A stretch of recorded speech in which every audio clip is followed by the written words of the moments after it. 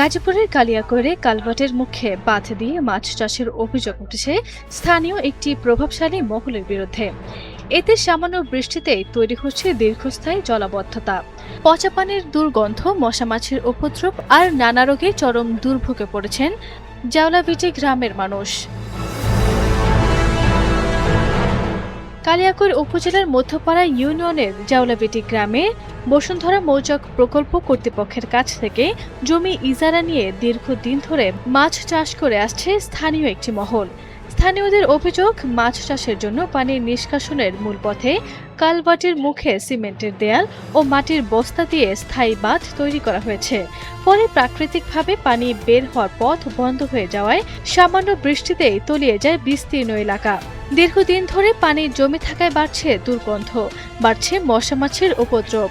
ভুক্তভোগীদের দাবি, গবাদি পশু চর্মরোগে আক্রান্ত হয়ে মারা যাচ্ছে, শুকিয়ে যাচ্ছে ফসল ও বনজ গাছও। পাখের ঘর তলাই গেছে, চুলায় পানি উঠছে, রানবের ভান্নে এই খামার করছে বেটারা খামারের পানি বাড়তে এসে বাড়ি তলাই গেছি।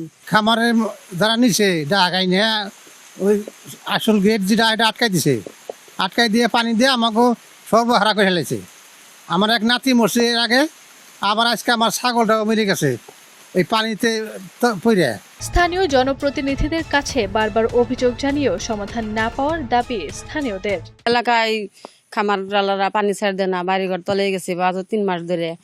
পিছনে যে দেখতেছেন যে একটা খেলার মাঠ, একটা ক্লাবঘর, পোলাফান খেলাধুলা করতে পারে না, পোলাফান এখন নেশাগ্রস্ত হয়ে যেতেছে এলাকার। আমরা এটার একটা বিচার চাইতেছি। অভিযোগের সত্যতা জানতে মাছ চাষিদের বক্তব্য নিতে গেলে সাংবাদিকদের উপর চড়াও হন তারা। ক্যামেরার সামনে কথা বলতেও অস্বীকৃতি জানান ভুক্তভোগীরা। লেগুলো দুসাবের টিটু আছে না, ও টিটু ঘামান নিছে, তার কাছে অন্য জনের লিস্ট নিছে, আমরা ওইভাবে আনছি, তার সাথে কথা বলছি। শুনেন ভাই, টিটু কারা? এদিকে জলাবদ্ধতা নিরসনে উপজেলা প্রশাসনের কাছে লিখিত আবেদন করেছেন স্থানীয়রা।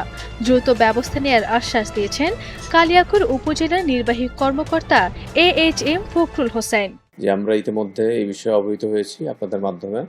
তো আমরা পরিদর্শনের জন্য আমরা স্থানীয় জনপ্রতিনিধি এবং আমাদের যে সরকারি কর্মকর্তা রয়েছে দুজনকে আমরা দায়িত্ব দিয়েছি।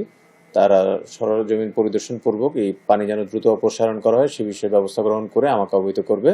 আমরা শীঘ্রই এটার একটা বিহিত করব বলে আমি আশা রাখছি, এবং তদন্তের প্রেক্ষিতে আমরা কেউ যদি জড়িত থাকে, কাউকে যদি এভাবে ইজমেন্টে আঘাত দেওয়া হয়, তাদের বিরুদ্ধে আমরা অবশ্যই ব্যবস্থা নেব। কালভার্টের বাঁধ অপসারণ করে পানি নিষ্কাশনের স্বাভাবিক পথ ফিরিয়ে দেয়া এবং কৃত্রিম জলাবদ্ধতা থেকে দ্রুত মুক্তি পেতে প্রশাসনের সরাসরি হস্তক্ষেপ চান জাওলাভিটির গ্রামের মানুষ।